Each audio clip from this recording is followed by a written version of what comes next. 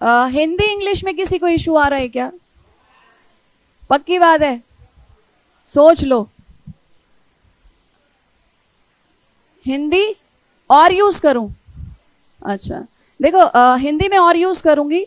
और एक चीज बता देती हूँ कि हिंदी और इंग्लिश दोनों मीडियम थोड़ा थोड़ा अपने आप को इम्प्रोवाइज करेंगे, क्योंकि हिंदी और इंग्लिश दोनों लैंग्वेज ही इंपॉर्टेंट है आपके लिए। स्पेशली हिंदी वाले इंग्लिश पे ज़्यादा फोकस करेंगे, समझ रहे हो? क्योंकि एलिमिनेट होने का सबसे बड़ा रीज़न, पीटी में बाहर निकलने का सबसे बड़ा रीज़न हिंदी मीडियम वालों के लिए क्या है? हिंदी ही है। हिंदी मीडियम वालों के लिए सबसे बड़ा रीज़न हिंदी है, ठीक है? एज अ लैंग्वेज हिंदी बहुत अच्छी है, लेकिन जब यूपीएससी उसको ट्रांसलेट करके आपको एग्जाम के फॉर्म में, वो क्वेश्चन के फॉर्म में जब देता है ना, अब देखिए हिंदी वाला इंग्लिश से पीछे कैसे रह जाता है।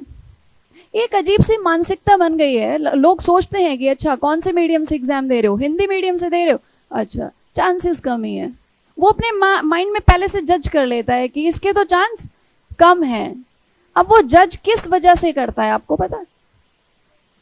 किस वजह से वो जज करते हैं? वो ये नहीं सोचते कि हिंदी मीडियम है तो हिंदी मीडियम का दिमाग कम चलता होगा। नहीं, ऐसा नहीं है, ऐसा नहीं है। हर किसी के माइंड की कैपेसिटी अलग होती है, ठीक है? लेकिन फिर भी बहुत सारे ऐसे फैक्टर्स हैं जो हिंदी मीडियम वालों के परफॉर्मेंस को कम कर देते हैं, कहीं ना कहीं कम कर देते हैं। बहुत सारे रीजन है इसके पीछे। सबसे पहले अगर मैं डिस्कस करूं इसके रीजन पे हिंदी मीडियम के लिए, तो वो रीजन है कि अगर कोई बच्चा अभी भी ग्रेजुएशन के बाद भी हिंदी ऑप्ट कर रहा है, इसका मतलब उसकी स्कूलिंग, उसका कॉलेज ज्यादातर हिंदी मीडियम स्कूल से हुआ है, ऑलमोस्ट हिंदी मीडियम से पढ़ के आए।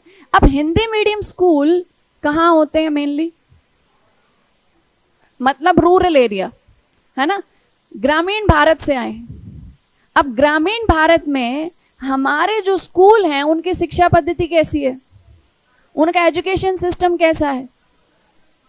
क्या उन बच्चों को कभी एक्टिवली परफॉर्म करने का मौका मिलता है? नहीं मिलता। एक्टिव लर्निंग उनको सिखाई ही नहीं जाती। उनको जनरली ये ट्रेंड देखा जाता है कि अच्छा टीचर ने 1 बाय 1 खड़े कर दिए, पहला पैरा किसी और ने पढ़ा, बैठ जाओ। टीचर को भी नहीं पता चैप्टर में ये है कहाँ पे, लेकिन बच्चे क्या कर रहे हैं, एक पैरा कंप्लीट हुआ, दूसरे ने स्टार्ट किया, आगे बढ़ते रहे।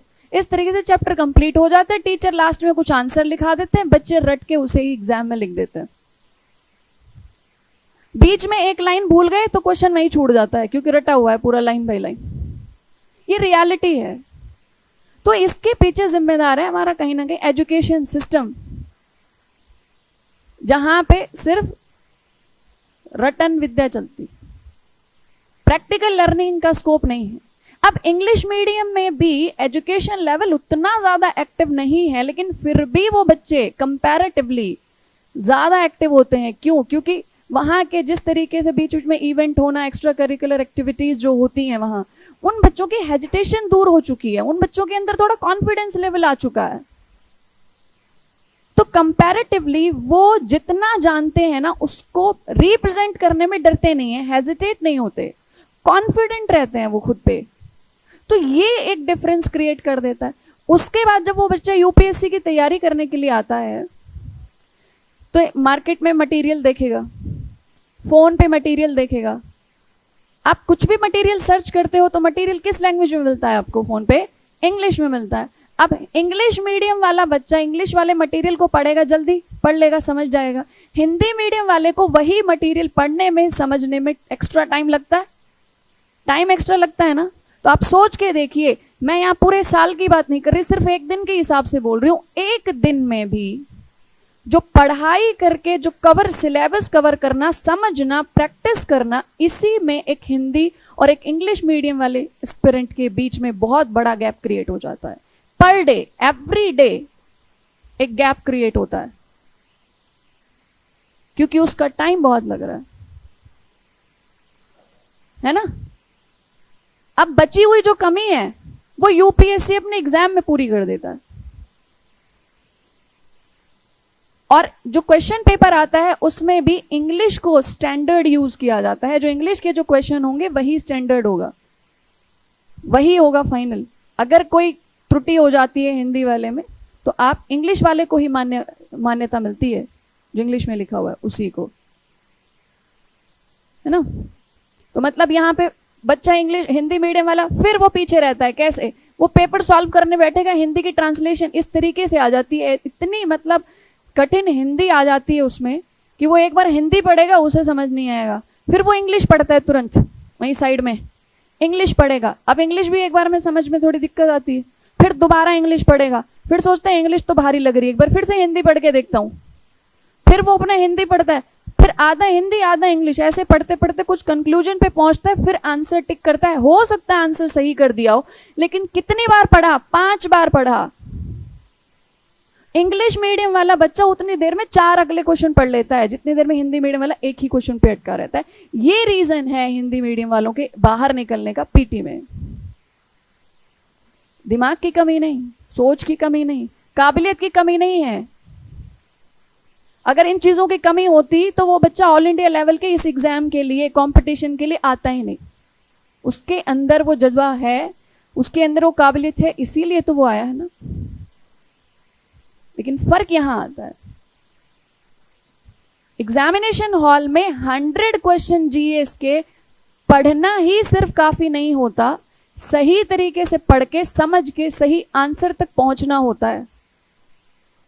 और टाइम फिक्स रहता है बस, कुछ एक्स्ट्रा तो है नहीं कि हिंदी मीडियम वालों को ज्यादा टाइम मिलेगा, नहीं है ना।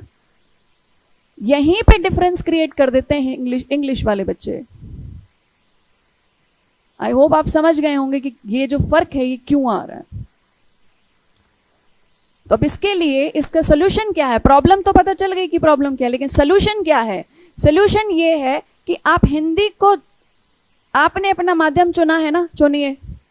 प्रैक्टिस जब भी करें हिंदी में ही करें, लेकिन जब सीख रहे हो तो उस हिंदी की इंग्लिश टर्म भी साथ में सीखते चले, ताकि एग्जाम में 5 बार पढ़ने के बजाय 2 या 3 बार में आपका काम चल जाए और आपका टाइम बच जाए।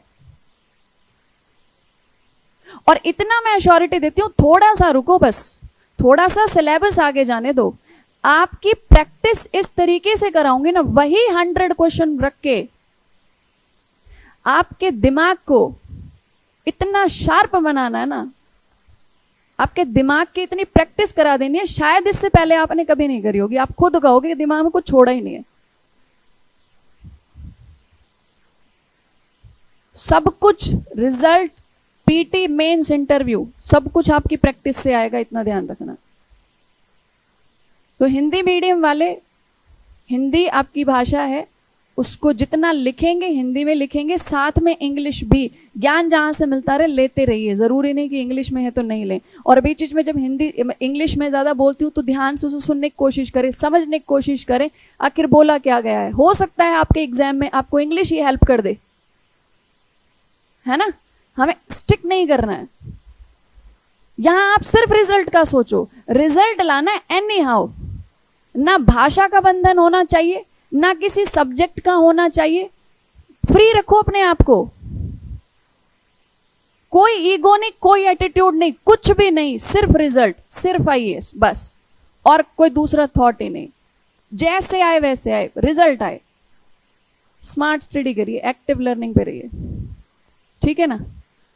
और इस चीज का पूरा ध्यान रखा जाएगा। आपके जो पूरा स्टडी प्लान है, आपके स्टडी प्लान के अकॉर्डिंग आपके जो टेस्ट हो रहे हैं वो इसी हिसाब से बनाए गए हैं कि डेली बेसिस पे हम देखें तो सही कितना स्टडी कर रहे हो।